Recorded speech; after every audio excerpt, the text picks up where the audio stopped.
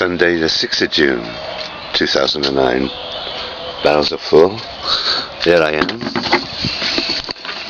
transferring water from this one just in case it rains later on again. Around here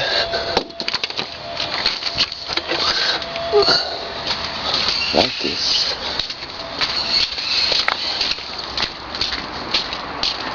to this one, and I see this shit.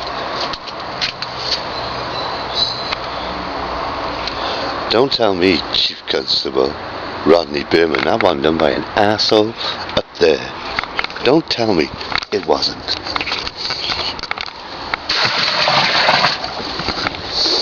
Yeah, the places that's called criminal fucking damage. Don't tell me it wasn't done by one of them.